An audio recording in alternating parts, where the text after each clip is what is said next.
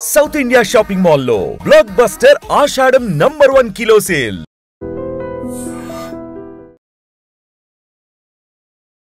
నమస్తే, welcome to I Dream inside politics with కవిత.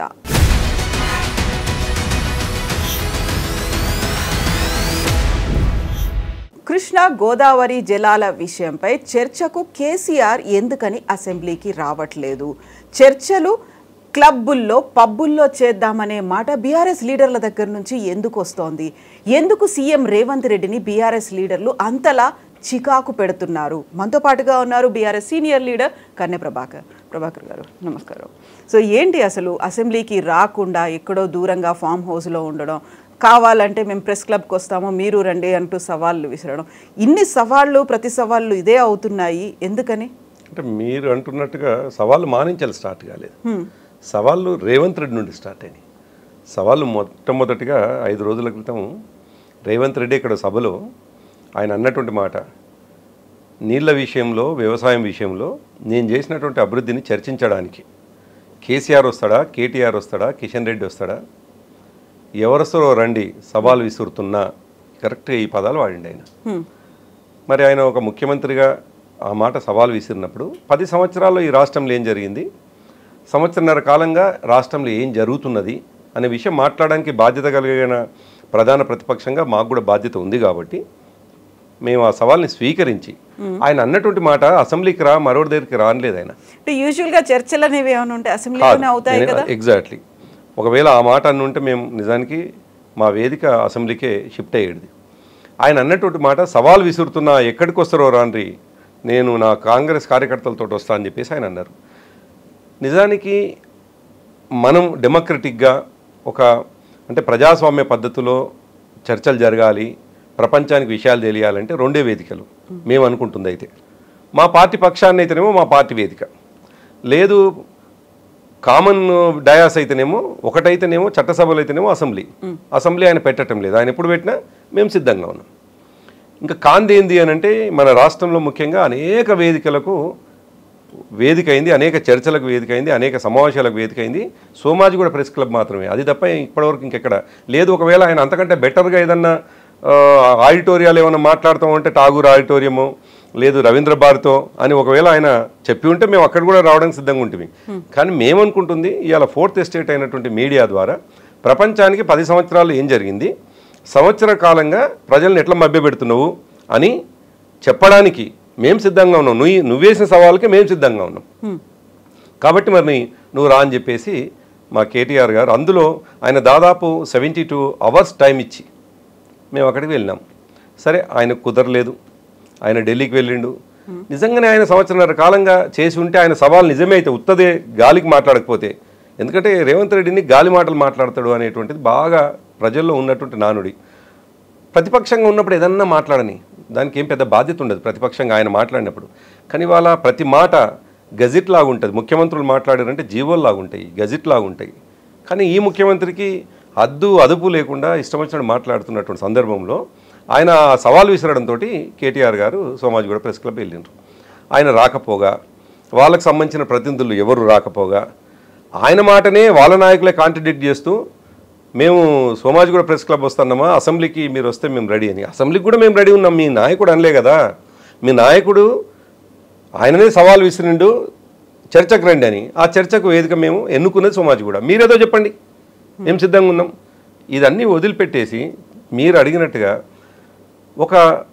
ఇవాళ వరకు ఆయనకు అనేక సందర్భాల్లో వేదిక అయింది, ఆయన మాటలకు వేదిక అయింది, అనేక చర్చలకు వేదిక అయినటువంటి సోమాజిగూడ ప్రెస్ క్లబ్ని ఆయన మాట్లాడినటువంటి మాటలు క్లబ్బులకు పబ్బులకు వస్తామా మేము అని. ఆయన కాన్స్టిట్యూషనల్ క్లబ్కు కూడా మెంబరు, యాజ్ ఏ పార్లమెంటు మెంబర్గా. నిన్న మొన్నటి వరకు జూబ్లీ హిల్స్ క్లబ్కు ఆయన ప్రెసిడెంట్గా పనిచేసిండు. మరి దాన్ని పబ్బే అనుకుంటుండా, క్లబ్ని పబ్ అనుకుంటుండా. సోమాజిగూడ ప్రెస్ క్లబ్ అనేటువంటిది ఒక 4th ఎస్టేట్ అయినటువంటి జర్నలిస్టులకు అనేక చర్చలకు అవకాశం ఉండి అక్కడ అందరు గ్యాదర్ అయ్యేటువంటి ఒక క్లబ్బు. దానికి తోడు మాలాంటి వాళ్ళని కూడా మేమేమన్నా ప్రెస్ మీట్లు పెట్టుకున్నా, లేదు ఎవరికి వేదిక కానిటువంటి వాళ్ళు హక్కుగా మాట్లాడాల్సినటువంటి అంశాలు ఏమైనా ఉంటే సరిగ్గా వచ్చి సోమాజిగూడ ప్రెస్ క్లబ్లో మాట్లాడుకుంటారు, అది ఆ వేదిక అవుతుంది.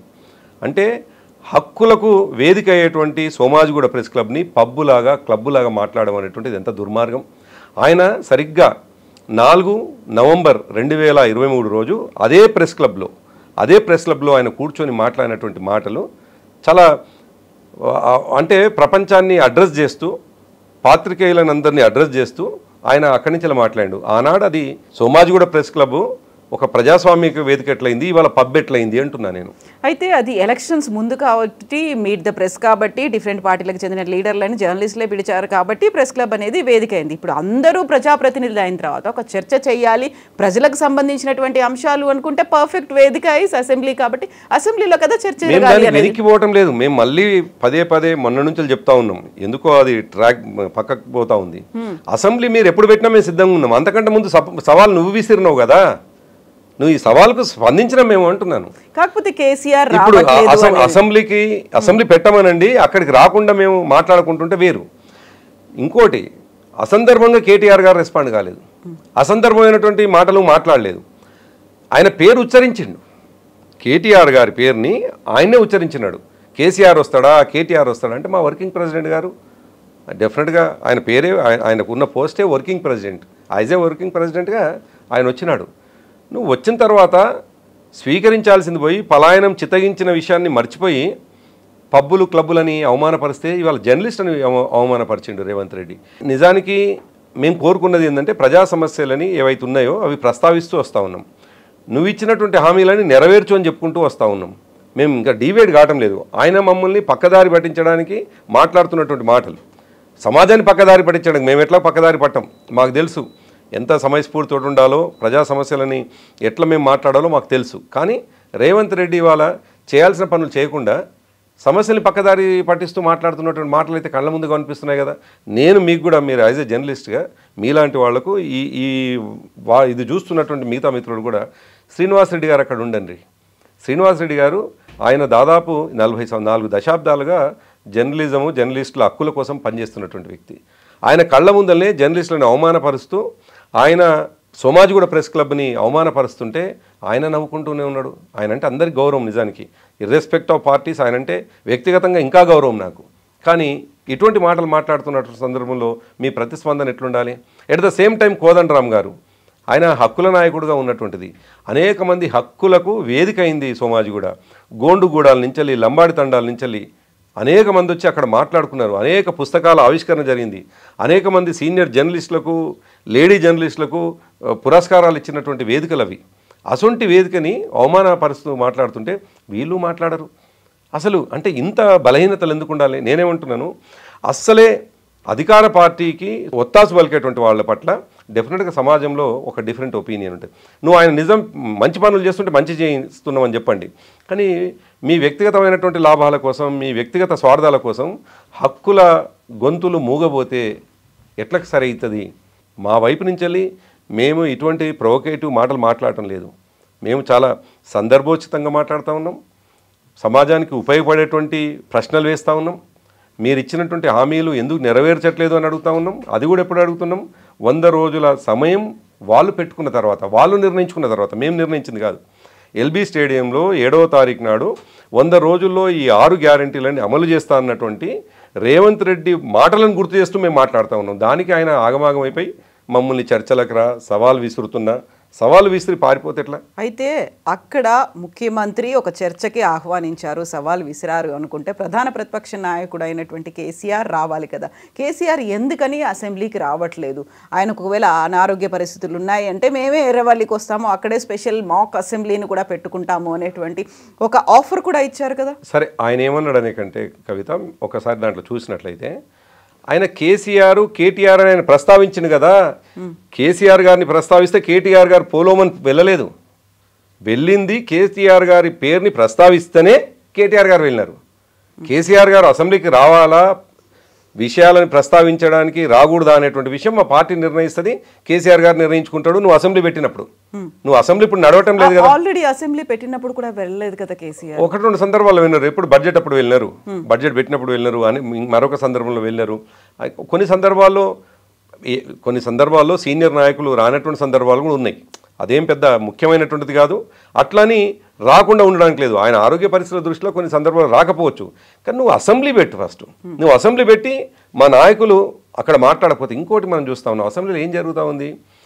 ఇవి ప్రజలకు సంబంధించినటువంటి ఇష్యూస్ మాట్లాడుతున్నప్పుడు మైకులు కట్ చేస్తారు. ప్రజలకు సంబంధించినటువంటి ప్రస్తావన తీసుకొస్తున్నప్పుడు అసలు మిగతా వాళ్ళు అడ్డుకుంటుంటారు. ఆ వేదికనేమో అట్లా మిస్యూజ్ చేస్తూ ఉన్నారు.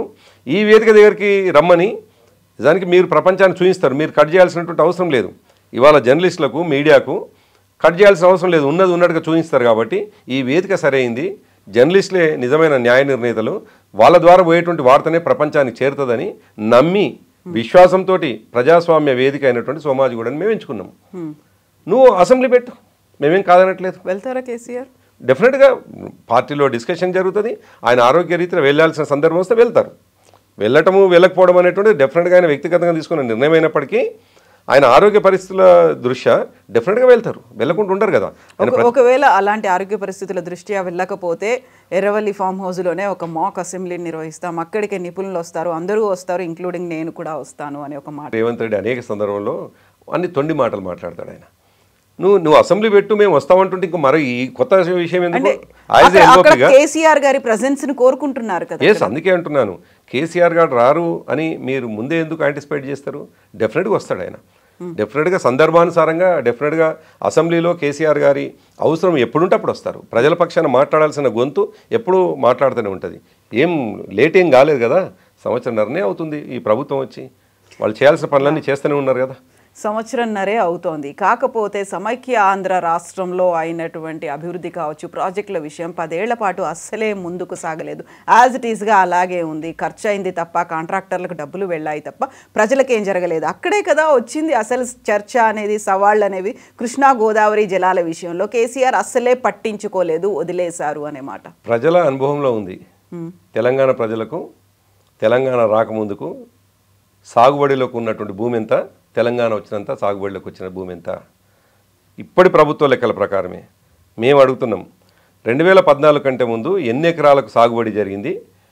ఈ 10 ఏళ్ల తర్వాత మళ్ళీ వాళ్ళే అధికారంలోకి వచ్చినారు. ఎన్ని ఎకరాలు, మొన్న ఆయన లెక్కలు చెప్పినాడు, ఇన్ని లక్షల మెట్రిక్ టన్నుల దిగుబడి ఉందని. ఎక్కడి నుంచి వచ్చింది? నువ్వే చెప్తా ఉన్నావు కదా, నీ లెక్కలే చెప్తా ఉన్నాయి కదా. కృష్ణని గోదావరిని వాడుకుంటేనే కదా. కృష్ణలో దాదాపుగా కృష్ణలో నీళ్లు వాడుకున్న తర్వాత 8 నుండి 10 లక్షల ఎకరాలకు కొత్త ఆయకట్టుకి నీళ్ళు ఇచ్చినాం. కొత్త ఆయకట్టుకి కల్వకుర్తి ద్వారా నీళ్లు తీసుకున్నాం. శ్రీశైలం ద్వారా తీసుకోవాల్సిన నీళ్లు తీసుకున్నాం. గోదావరిలో కట్టాల్సినటువంటి బ్యారేజీలు కట్టి వాళ్ళ దుర్మార్గమైనటువంటి ఆలోచనతో కుంగిపోయినాయి అని, పిల్లర్లు కుంగిపోయినాయి అని చెప్పేసి దాన్ని వాడకుండా పక్కకు పెట్టేసి ఇవాళ రైతులను ఇబ్బంది పెడతారు. కానీ ఈ 10 సంవత్సరాల కాలంలో స్థిరీకరించిన ఆయకట్టు, గతంలో స్థిరీకరించిన ఆయకట్టు ఏదైతుందో దాంతోపాటు కొత్త ఆయకట్టు దాదాపు 18 లక్షల ఎకరాలది ఆయకట్టు. మొత్తం 36 లక్షల నుండి 40 లక్షల ఎకరాల వరకు కొత్త ఆయకట్టు మొత్తం 2 కలిపి వచ్చింది. మరి అటువంటి సందర్భంలో పాత ఆయకట్టు కొత్తది కలిపి దాదాపు 40 లక్షల ఎకరాలు. అందుకే కదా దాదాపు 60 లక్షల మెట్రిక్ టన్నుల దిగుబడి తెలంగాణకు వచ్చింది. ఎక్కడి నుంచి వచ్చింది? అంతకుముందు ఎంత? 12 నుండి 14 లక్షల మెట్రిక్ టన్నులు ఎప్పుడు దిగుబడి కాలేదు సమైక్య రాష్ట్రంలో. ఇదంతా కళ్ళ ముందు అవ్వపడుతూనే ఉంది కదా. ఇంకా ముందుకు పోతే సరే, నేను ఎక్స్పర్ట్ కాకపోవచ్చు, అందులో ఎక్స్పర్ట్ అయినటువంటి మా మంత్రిగా పనిచేసినటువంటి హరీష్ రావు గారు మొన్న 1:45 చాలా క్లియర్గా పీపీటీ ఈ ప్రభుత్వం వచ్చిన తర్వాత ఏం చేసింది, మేమేం చేసినాం, విలేకరుల సాక్షిగా అందరు విలేకరులు ఉండగా 1:45 పీపీటీ ఇచ్చినారు. ఇప్పుడు సరే వీళ్ళు ఏమైనా చేసిండ్రు అనుకుంటే ఈ ప్రభుత్వం వచ్చిన తర్వాత పాత ఏవైతే సంతకాలు పెట్టిండ్రు అని చెప్పేసి మా మీద ఆరోపణలు చేస్తున్నారో, నిజానికి హరీష్ రావు గారు, కేసీఆర్ గారు ఎక్కడ సంతకం పెట్టరు. నిజానికి మంత్రులు, ముఖ్యమంత్రులు సంతకాలు పెట్టరు. దాన్ని ప్రిన్సిపల్ సెక్రటరీస్ పెడతారు. ఆనాడు రజత్ కుమార్ గారు అనుకుంటాను బహుశా, ఆయన పెట్టొచ్చినటువంటి సంతకం ఏముందో కూడా చాలా స్పష్టంగా చూపించినారు కదా. మరి మీ ప్రభుత్వం వచ్చిన తర్వాత కూడా అదే కంటిన్యూ అవుతుంది కదా. ఇవాళ కృష్ణలో, గోదావరిలో జరిగినటువంటి అన్యాయం విషయంలో మేము పోరాటం ఏదైతే కొనసాగిస్తున్నామో, ఆ పోరాటం కొనసాగించే దాన్ని కంక్లూజన్ మీరేం తీసుకురాలేకపోతున్నారు కదా. మేము చెప్పింది ఏదైతుందో గదే కొనసాగుతుంది కదా. అందుకే ఏమంటున్నాం, కృష్ణలో హక్కుల కోసం మాకు రావాల్సినటువంటి కృష్ణా వాటా వేరు. అందుకే దాదాపు గోదావరిలో 2900 టీఎంసీల నీళ్లు తెలంగాణ కేటాయించబడాలని చెప్పేసి ఆనాడే మేము డిమాండ్ చేసినాం. ఆ వైపుగా పోరాటం చేసినాం. సో కృష్ణలో కూడా మాకు రావాల్సినటువంటి 50-50 షేర్ ఇవ్వండి. కాంగ్రెస్ వాళ్ళు కేవలం మోచేతికి బెల్లం పెట్టించి నాకిచ్చే ప్రయత్నం చేస్తావు తప్ప నువ్వు చేసింది ఏందో చెప్పు. నువ్వు సంవత్సరాల కాలంలో మేం చేయకుండా కొత్తగా ఇంకేదన్నా ఒక్క అదనపు టీఎంసీ అయినా తీసుకొచ్చినావా, అదనపు ఆయకట్టుకు నీళ్ళు అన్నిచ్చినావా, అదనపు ఎకరానికి నీళ్ళనేమని ఇచ్చినవా? అది చెప్పు. నువ్వు చెప్పకుండా ఊరికనే ఊకదంపుడు ఉపన్యాసాలు ఏమాత్రం అవగాహన లేకుండా, నిజానికి ఆయనకి రేవంత్ రెడ్డి ఏ బేసిన్ ఎక్కడ ఉండో కూడా తెలియకుండా మాట్లాడుతున్నాడు. ఇవాళ ఇంజనీర్లు సైతం ఆశ్చర్యపోయేటువంటి పీపీటీ ప్రదర్శన మా మంత్రులు చేస్తూ ఉంటే ఎక్స్పర్ట్స్ కూడా చేయలేరు. మా ముఖ్యమంత్రి గతంలో పనిచేసిన మా ముఖ్యమంత్రి గారు, గతంలో పనిచేసిన మా మంత్రి గారు చేసేటువంటి పీపీటీ ప్రదర్శన కావచ్చు, లేదు జరిగినటువంటి అన్యాయాలపైన మా పోరాటం విషయంలో మా వాళ్ళు చెప్తా ఉంటే, ఈ ముఖ్యమంత్రికి ఏమో బేసిన్ తెలియదు, గోదావరి బేసిన్లో ఏమున్నాయి తెలియదు, కృష్ణా బేసిన్లో ఏముంది తెలియదు, రేపు తీసుకుపోతున్నటువంటి నీళ్లు ఏ బేసిన్ నుంచి ఏ బేసిన్కి పోతుందో కూడా తెలియదు, కట్టేటువంటి బనకచెర్ల ఏ బేసిన్లో ఉందో కూడా తెలియదు. అందరు ప్రజల ముందర నేను కొత్తగా చెప్పేది ఏం లేదు, అందరూ చూస్తుంటే. కాబట్టి మా యొక్క కమిట్మెంట్ వేరు, మా యొక్క ఆలోచన వేరు. మేము తెలంగాణ కోసం కొట్లాడినటువంటి సందర్భంలో భవిష్యత్తులో తెలంగాణ వస్తే ఎటువంటి హక్కుల కోసం మన పోరాటం ఉండాలని చెప్పేసి ఆనాడే ప్లాన్ చేసుకున్నటువంటి వాళ్ళం.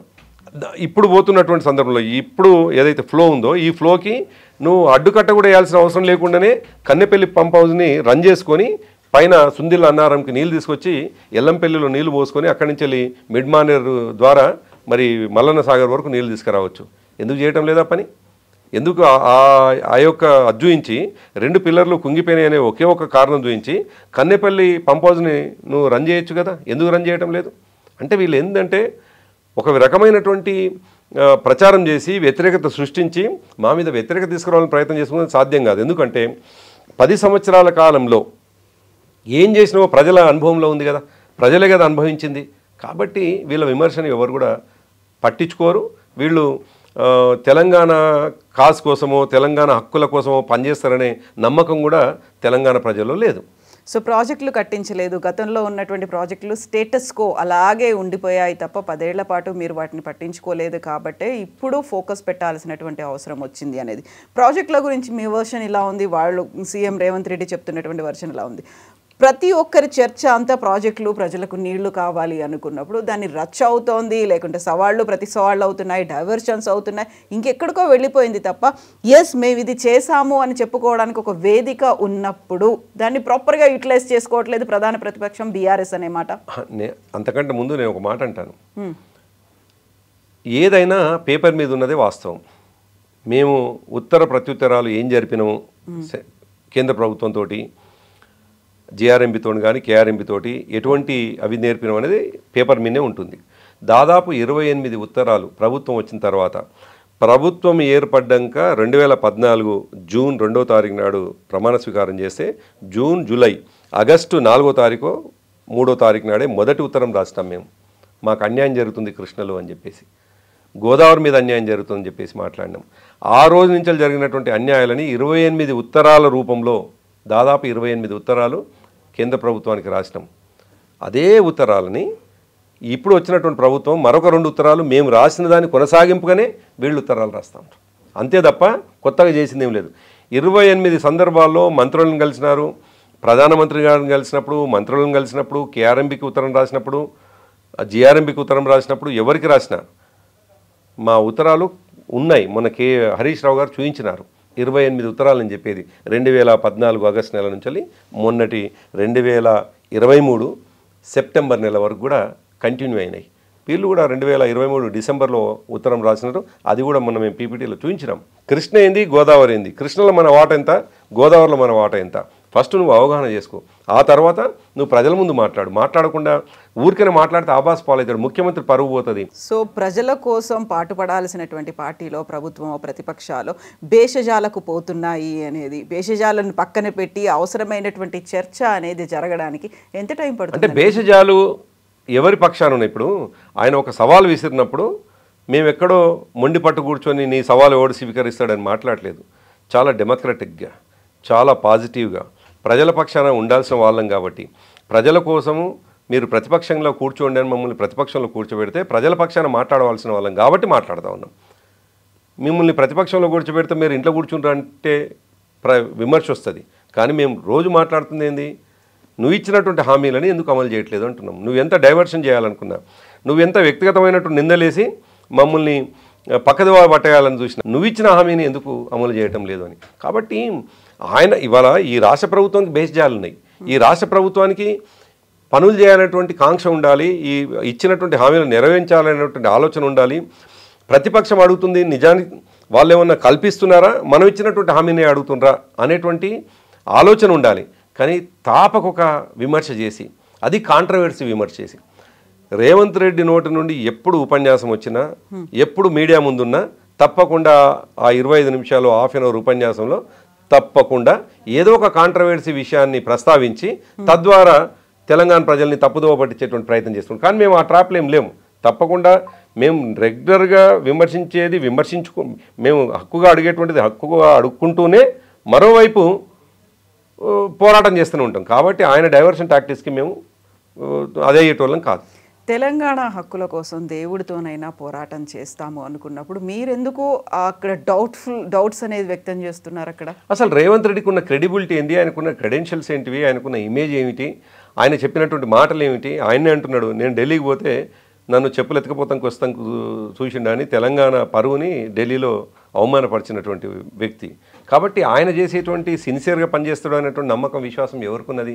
ఆయనకు ఒక విజనరీ అనేటువంటి ఎవరుకున్నది? ఈయన విజనరీ, ఈయన తెలంగాణ కోసం మాత్రమే చేస్తాడు అనేటువంటి ఉద్యమ సందర్భంలో తెలంగాణ ఉద్యమంలో లేడు.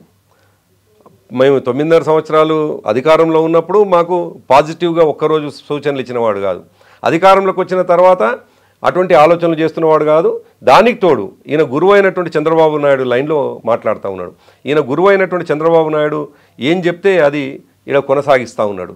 మరి అటువంటి రేవంత్ రెడ్డి దేవుడితోటైనా కొట్లాడతాడంటే దేవుళ్ళను కూడా మోసం చేసిన వాడే కదా. మీరే చూసినారు, మీ సాక్షిగానే ఏ ఊరికి పోతే ఆ ఊరి దేవుడి మీద ఒట్టేసి నేను ఫలానా రోజు వరకు ఇవన్నీ కూడా ఇచ్చిన హామీలను నెరవేరుస్తా అని ఆ దేవుడు, వేములవాడ పోతే వేములవాడ, యాదగిరిగుట్ట పోతే యాదగిరిగుట్ట, ఎక్కడి పోతే అక్కడ ఒట్టేసి వచ్చినవాడు. ఎట్లా నమ్మాలి? సో రేవంత్ రెడ్డి క్రెడిబిలిటీని ఎవడు కూడా, ఆయనకున్న క్రెడిబిలిటీ పట్ల ఎవరికి అది లేదు. కాబట్టి రేవంత్ రెడ్డి మాట్లాడే ప్రతి మాట కూడా రాజకీయపరమైన మాట, మోసం చేసే మాట అనేది స్పష్టంగా ప్రజలకు అర్థమవుతుంది. కాబట్టి ప్రజల పక్షాన ఉండాల్సిన వాళ్ళం మేము మాట్లాడుతూ ఉన్నాం. సో ఇప్పుడు రేవంత్ రెడ్డి ఒక మాట అన్నారు, కేసీఆర్కి ఒంట్లో బాగాలేకపోతే, ఆరోగ్యం సహకరించకపోతే ఎర్రవల్లి ఫామ్ హౌస్లోనే మాక్ అసెంబ్లీ పెడతాము అనేది. ఎందుకని ఆరోగ్యం సహకరించట్లేదు? యాక్చువల్గా ఏమైంది అనేది ప్రజలు కూడా తెలుసుకోవాలనుకుంటున్నారు కదా. కరెక్ట్గా 3 రోజులు హాస్పిటల్లో ఉన్నారు, 4 రోజులు ఇంటికి వచ్చారు అనుకున్నప్పుడు మళ్ళీ ఈరోజు హాస్పిటల్కి వెళ్ళారు, హాస్పిటల్లోనే ఉన్నారు. ఏం జరుగుతోంది అసలు? అంటే రేవంత్ రెడ్డి వంకర మాటలు ఎప్పుడు మాట్లాడుతుంటాడు. నిజానికి ఆయన మాట్లాడే వంకర మాటలకు సమాధానం చెప్పాల్సిన అవసరం ఆ కుటుంబానికి లేదు, మా కేసీఆర్ గారి కుటుంబానికి లేదు, మాకు అంతకన్నా లేదు. ప్రజలు అటువైపు ఆలోచన కూడా చేయటం లేదు. ప్రజలకు క్లారిటీ ఉంది కేసీఆర్ గారి ఆరోగ్యం ఎట్లుంది అనే విషయాన్ని. యశోద హాస్పిటల్ డాక్టర్లు చాలా స్పష్టంగా ఒక బులెటిన్ రిలీజ్ చేసి దాంట్లో చెప్పినారు, ఆయన సోడియం లెవెల్స్ కొద్దిగా తగ్గి ఉన్నాయి, దాన్ని డిహైడ్రేషన్ అవుతూ ఉంది, ఏజ్తో పాటు వచ్చేటువంటి ఉంటాయి. సహజంగా ఏజ్తో పాటు వచ్చేటువంటి అనేక సమస్యలు బాడీలో ఉంటాయి. వాళ్ళు చెప్పినటువంటి మాట అసలు ఏమీ లేవు, జస్ట్ డిహైడ్రేషన్ సంబంధించినటువంటి సోడియం లెవెల్స్ తగ్గుతున్నాయి, దాన్ని ఇంప్రూవ్ చేసుకోవాలి అనేటువంటి మాట. ఇంకా సరే, నిన్న మొన్న ఆయనతోటే ఉన్నాం మేము. మీరు ప్రశ్న వేసారు కాబట్టి నేను సమాధానం చెప్పకూడా, నేను ఒక పార్టీ నాయకుడిగా నాకు కూడా బాధ్యత ఉంది కాబట్టి చెప్తున్నాను. ఏజీ హాస్పిటల్లో చేసిన ఆయన ట్రీట్మెంట్ కావచ్చు, టెస్టులు కావచ్చు, యశోదలో ఆయన చేసినటువంటి టెస్టులు కావచ్చు, ట్రీట్మెంట్ కావచ్చు, అక్కడి డాక్టర్లే ఆశ్చర్యపోయేటువంటి టెస్టింగ్ వచ్చినాయి, రిపోర్ట్లు వచ్చినాయి. వాళ్ళే అసలు సార్ మీకు ఈ వయసులో 72 సంవత్సరాల వయసులో ఉండాల్సిన కాంప్లికేషన్సే లేవు, ఉండాల్సిన శరీరంలో మేము భయపడ్డట్టుగా మీకేమన్నా కొద్దిగా అసలు ఏ ఒక్కటి కూడా సింగిల్ జస్ట్ సోడియం లెవెల్స్ తప్ప ఏ ఒక్కటి లేవని వాళ్ళు నవ్వుకుంటూ కిడింగ్ చేస్తున్నట్టుగా మాట్లాడినటువంటి సందర్భాన్ని కేసీఆర్ గారు మాతో ప్రస్తావించినారు. ఆ ఏజీ హాస్పిటల్ డాక్టర్లే పరిశాన్ అవుతున్నాయా నా ఆరోగ్యం చూసి, వాళ్ళే ఆశ్చర్యపోతున్నారు, ఏం సార్ మీకు రిపోర్ట్లలో ఏమీ లేదు, కాకపోతే ఏదన్నా ఈ సోడియం లెవెల్స్ తోటి కొద్దిగా ఏమైనా ఫ్లక్చుయేషన్ ఉంది తప్ప ఏం అవపడతలేదు అని చెప్పేసి అంటున్నారు అని మాతో ఆయన ప్రస్తావించిన విషయం. మేము అక్కడే ఉన్నప్పుడే ఒకరిద్దరు డాక్టర్లు వస్తే వాళ్ళతో కూడా సార్ ఎట్లుంది మీ ఆరోగ్యం అని చెప్పేసి ఆయన వాళ్ళు అడిగినప్పుడు ఆ ఆరోగ్యానికి సంబంధించిన విషయాలు డాక్టర్లకే తెలుస్తాయి. కాబట్టి ఉన్నటువంటి రిపోర్ట్లన్నీ కూడా ఇట్టిట్లు నేను చెప్తే వాళ్ళు కూడా ఆశ్చర్యపోతారు, సార్ బయట అందరూ కూడా మీకు ఆరోగ్యం ఏదో డిస్టర్బ్ అయింది అనుకుంటున్నారు, కానీ మీరు చూస్తేనేమో ఇంత హెల్దీగా ఉన్నారు అని. 72 ఇయర్స్ వయస్సులో ఏవైతే రెగ్యులర్ చెకప్ చేసుకోవాలో అవి చేసుకుంటూ ఏవైనా ఎత్తుతగ్గులు ఉంటే అవి సరి చేసుకుంటారు కదా. కాబట్టి ఆయన చాలా హ్యాపీగా ఉన్నారు, చాలా ఆరోగ్యంలో అన్ని రకాలుగా బాగున్నారు. ఇంకా 20 సంవత్సరాలు కొట్లాడే శక్తి కూడా ఆయనలో ఉన్నది. ఇంకా ఆయనకి రిపోర్ట్లు అన్నీ వచ్చిన తర్వాత ఆయన కాన్ఫిడెన్స్ లెవెల్ పెరిగింది, ఆయన శక్తి సంతరించుకున్నది. ఆయనను చూస్తే మాకు ఆశ్చర్యం. ఆయన మాట్లాడుతుంటే చూస్తుంటే మాకు ఉద్యమ సందర్భంగా 2001లో ఉద్యమ సందర్భంగా మాట్లాడిన విషయాలన్నీ కూడా మళ్ళీ మొన్న అన్ని విషయాల్ని ప్రస్తావిస్తూ ఉంటే సేమ్ ఉద్యమ సందర్భంగా ఎటువంటి దాంతో పోయినాడో రేపు కూడా అట్లనే పోతాడు అనేటువంటి విశ్వాసం ఉంది. నిన్నటికి నిన్న ఆయనతో నిన్న కాదు మొన్న చాలాసేపు ఆయనతో కూర్చొని మాట్లాడుతున్నటువంటి సందర్భంలో దాదాపు ఒక్కరం కాదు 25 నా ఒక్కరితో మాట్లాడినటువంటి అంశం ఏం కాదు 20-25 మంది నాయకులు ఉన్నాం. మా మాజీ మంత్రులు కాదు, అదేమో ఒక 7 రోజుల క్రితం. సరిగ్గా నిన్న కాకుండా మొన్న మేమందరం 20-25 మంది నాయకులు అందరితో ఆయన దాదాపు ఎంత ఎప్పుడు 1:30కు ఏమో మా అది స్టార్ట్ అయితే దాదాపు 3:30 దాకా 3 గంటల పాటు మా అందరితో కూర్చొని అన్ని విషయాలు ఉద్యమం ఎందుకు ప్రారంభించాల్సి వచ్చింది, ఎందుకు అన్యాయం జరిగింది తెలంగాణకి, ఏ రకంగా మళ్ళీ మనం ముందుకు పోయినాము అనే విషయాలు అనేక విషయాలు. సో అంత ఆరోగ్యంగా ఉన్న మనిషి 3 గంటల పాటు కూర్చొని మాట్లాడగలిగేటువంటి శక్తి ఉన్న మనిషి బయట ప్రచారంలో ఇటువంటి వాళ్ళు ఇప్పుడు మీరు చెప్పినట్టు వంకరగా మాట్లాడేటువంటి వాళ్ళు చేసేటువంటి ప్రచారం రేవంత్ రెడ్డిని పరోక్షంగా ఆయన మాట్లాడుతున్నది ఏంది కేసీఆర్ గారు ఆరోగ్యం బాగాలేదు అని అర్థం వచ్చేటట్టుగా నేను ఫామ్ హౌస్కి వస్తా అని చెప్పేసి మాట్లాడుతూ ఉంటాను. నిజమే కదా, ఇప్పుడు హాస్పిటల్లో ఉన్నారు, రిపోర్ట్స్ వచ్చాయి, మళ్ళీ చెకప్ కోసమని ఇంకో రోజు హాస్పిటల్కి వెళ్ళారు, ఇంకా అక్కడే ఉన్నారు. హాస్పిటల్లో ఉన్నప్పుడు ఆబ్వియస్గా ప్రజలకు కూడా వచ్చేటువంటి డౌటే కదా అది. నేనేమంటున్నా డౌట్ కంటే కూడా ప్రజలకు కేసీఆర్ గారి మీద అభిమానంతో కూడా ఆయన హెల్త్ని వాకప్ చేసే వాళ్ళు ఉంటారు, అది తప్పులేదు. అయితే సరిగ్గా 5 రోజుల క్రితం హాస్పిటల్ పోయి వచ్చిన తర్వాత జ్వరంతో ఏదైతే ఇబ్బంది పడతారో హై ఫీవర్తో వచ్చిన తర్వాత ఇంట్లో రెస్ట్ తీసుకొని ఈ 5 రోజులు వాడినటువంటి కోర్స్ ఏదైతుందో ఆ after course completion of the course ఎట్లా ఉందో మళ్ళీ చెక్ చేసుకోవడానికి పోవాలి కాబట్టి దాంట్లో భాగంగానే వాళ్ళ యశోదకు పోయినారు. యశోదలో ఆ రోజు ఏవైతే టెస్టులు చేసినారో ఒక 7-8 రోజుల క్రితం ఆ రిపోర్ట్లు మళ్ళీ ఇవాళ టెస్టులు చేసి రిపోర్ట్లు సరిగ్గా ఉంటే ఆయన హ్యాపీగా మిగతా మళ్ళీ రెగ్యులర్ దాంట్లోకి వెళ్ళిపోతాడు కాబట్టి దానికి సంబంధించిన టెస్ట్లో ఉన్నాడు ఇవాళ. అంతే తప్ప మళ్ళోసారి పోవడాన్ని పెద్ద ఏదో వేరే విధంగా భూతద్దంలో పెట్టి చూడాల్సిన అవసరం ఏం లేదు. సో థ్యాంక్ యూ ఆ గివింగ్ క్లారిటీ, దానికోసం క్లారిటీ ఇచ్చినందుకు. ఇప్పుడు ఆల్ సెట్ బాగుంది, హెల్త్ అంతా బాగుంది, యాక్టివ్గా ఉన్నారు, ఫిట్గా ఉన్నారు, పర్ఫెక్ట్గా ఉన్నారు. అదే మాట హాస్పిటల్లో వచ్చినటువంటి అందరికీ కూర్చోబెట్టుకొని మాట్లాడి చెప్పారు కదా. వెన్ క్యాన్ వి ఎక్స్పెక్ట్, ఎప్పుడు కేసీఆర్ గారు బయటకు వచ్చి మాట్లాడతారు? ఇప్పుడు సీఎం రేవంత్ రెడ్డి గారు ఎలా అడుగుతున్నారో లీడర్లుగా మీరు అదే అడుగుతారు, కార్యకర్తలు అడుగుతారు, ప్రజలు కూడా అదే అడుగుతున్నారు. కాబట్టి ఎప్పుడు బయటకు వస్తారు, ఎప్పుడు మాట్లాడతారు? బయటనే ఉన్నారు కవిత, ఆయన అసలు మాట్లాడట్లేదు. ఇప్పుడు సరే మిగతా వాళ్ళకి తెలిసినదే లేకపోయినా నీకు వ్యక్తిగతంగా తెలుసు, చాలామందికి కూడా సీనియర్ జర్నలిస్టులకు వ్యక్తిగతంగా 2001 నుండి ఈరోజు మనం మాట్లాడుకునేంతవరకు కూడా కేసీఆర్ గారు ఆయన 48 ఏళ్ల వయస్సులో ఏ విధమైనటువంటి రోజువారీ చర్య ఉంటుందో, రోజువారీ ఆయన దినచర్య ఉంటుందో అదే పద్ధతిలో ఇవాళ అట్నే ఉంది. ఆయన ఉద్యమకారుడుగా ఉన్నప్పుడు అట్లనే ఉన్నాడు, ముఖ్యమంత్రిగా ఉన్నప్పుడు అట్నే ఉన్నాడు, ఇవాళ ప్రధాన ప్రతిపక్షంగా ఉన్నప్పుడు అట్నే ఉన్నాడు. ఇవాళ కొత్తగా వేరే రకంగా ఏం లేరు. కేసీఆర్ గారు ఒక విజనరీ. కేసీఆర్ గారు కూర్చొని ప్రపంచాన్ని ఆలోచించగలుగుతారు. నేను ఏదో సందర్భం వచ్చింది కాబట్టి జస్ట్ దానికోసం ఒక మాట చెప్తాను. మొన్న ఏదో సందర్భం వస్తే మమ్మల్ని అడిగినాడు, మీరంతా అమెరికా పోయినట్టు కదా, మీరు టీవీలలో కనిపించిండ్రు అని చెప్పేసి అడిగినారు. మేము ఆయనతో అన్నాం, సార్ మీరు కూడా అమెరికా ఖచ్చితంగా ఒకసారి రావాలి, అమెరికా పోవాలి మీరు కూడా.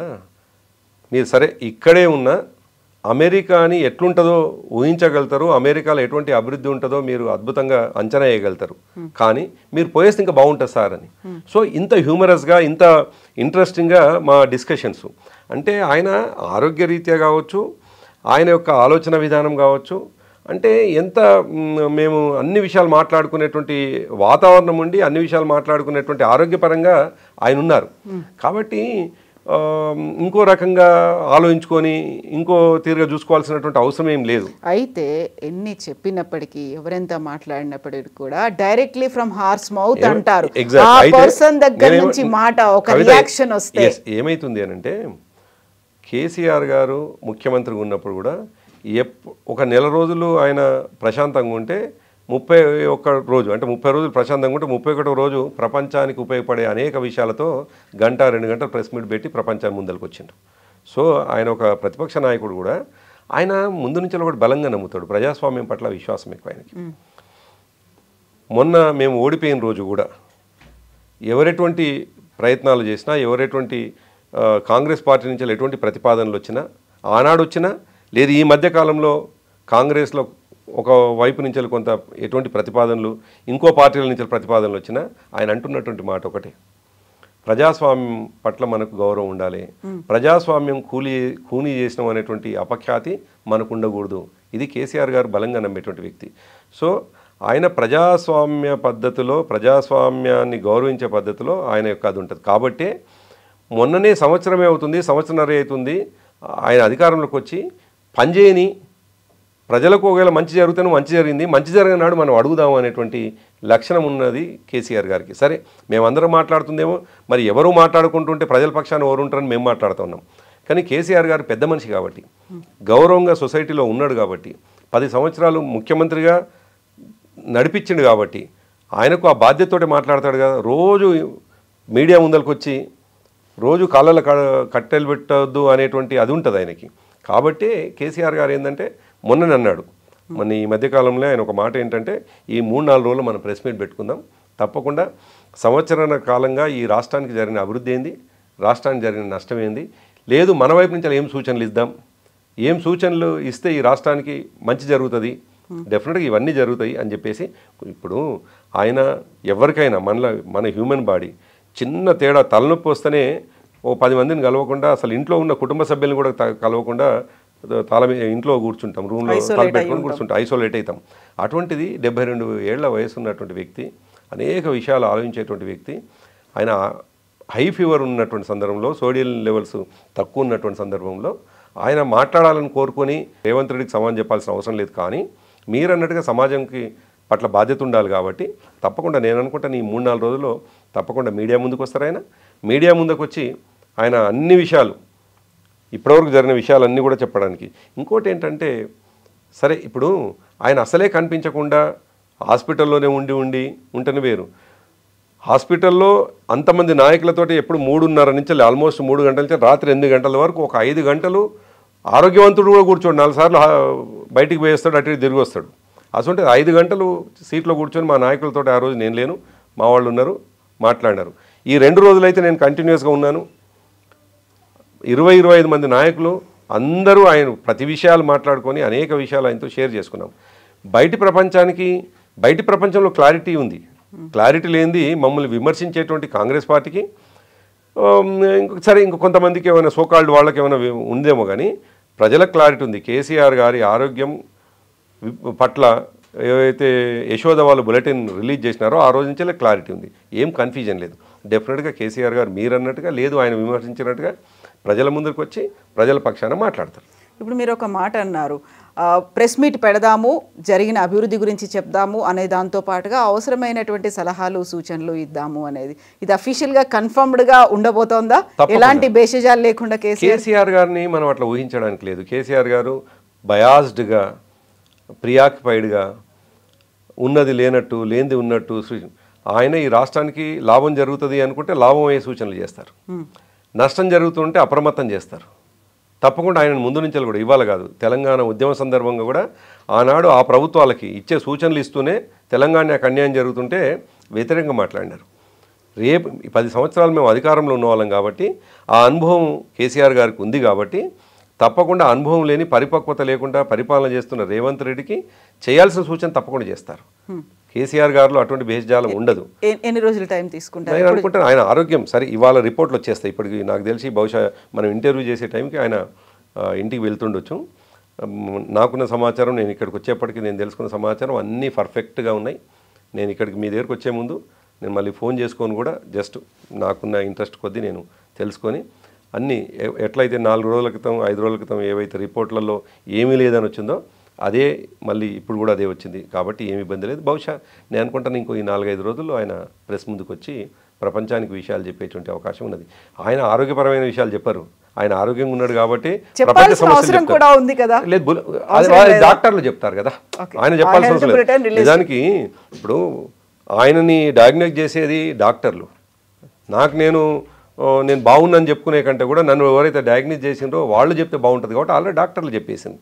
కాబట్టి ఆయననేమో తన ఆరోగ్యం ఎట్లుంది అని చెప్పే కంటే ప్రజలకు మంచి జరుగుతుందా, మంచి జరగటం లేదా, ప్రజలకు జరుగుతున్న అన్యాయం పట్ల ఆయన ఎట్లా రియాక్ట్ కావాలో అది చెప్తే ప్రజల హితం కోరుకున్నట్టు అవుతుంది, స్వార్థం లేకుండా మాట్లాడినట్టు అవుతుంది. కాబట్టి కేసీఆర్ గారిలో అదే ఉంటుంది. కాబట్టి కేసీఆర్ గారిలో ఈ సమాజం పట్ల ఒక బాధ్యత ఉంటుంది కాబట్టి ఆయన బాధ్యతతోటి మాట్లాడతారు. సో ఈ వీకెండ్ అవుతుందా, నెక్స్ట్ వీక్ స్టార్టింగ్లో? నేను అనుకుంటా యాజ్ ఎర్లీ యాజ్ పాసిబుల్ అనుకుంటాను, యాజ్ ఎర్లీగా, as soon. We are eagerly waiting for that. యాక్చువల్గా అందరూ కూడా అలాగే ఎదురు చూస్తున్నారు ఆయన ఎప్పుడు మాట్లాడతారు, ఏం మాట్లాడతారు అనేది. థ్యాంక్ యూ సో మచ్ అండి, థ్యాంక్ యూ సో మచ్. నిజంగా ప్రస్తుతం ఉన్నటువంటి సమాజం దేనికి ప్రయారిటీ ఇస్తుంది?